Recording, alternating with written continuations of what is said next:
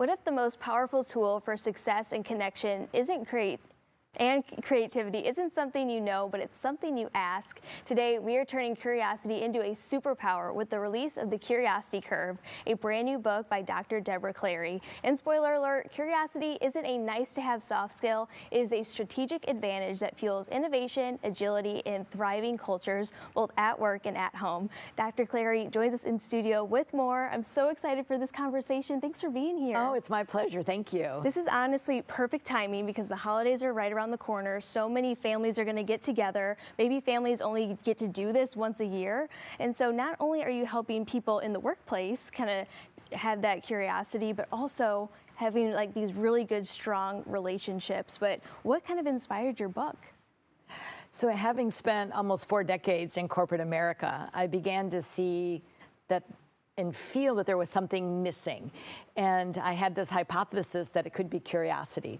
And so I commissioned a group of researchers to study it. And I wanted to know the relatedness between leadership, performance, and curiosity. It was just a hypothesis. And 3 months later, they came back and said there's a direct correlation between curiosity and performance. Well, I would agree so. I mean, I'm always thinking of questions every single day, talking to brand new people every day. And so many of our viewers are too within the workplace. And so why is curiosity such a critical skill for today's leaders in our very fast changing world? Yeah, and I think you said it right there in the sense of things are changing and moving quickly. And with that also comes pressure to perform. And when someone comes in with a problem, what we typically do as leaders is we give them the answer because that's the most efficient. And by the way, we're the leaders, and so we must have all the answers.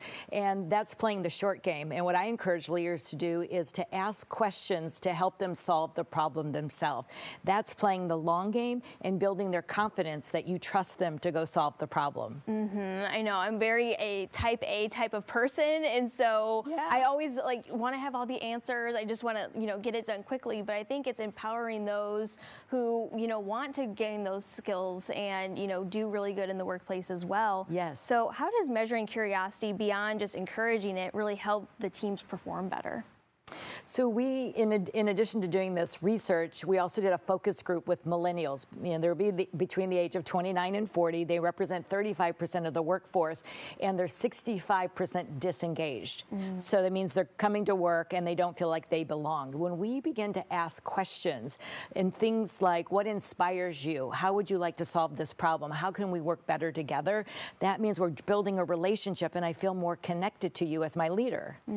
Those are so powerful. And even just beyond the workplace, even at home, I feel like a lot of people, including myself, we just get drowned in the phone.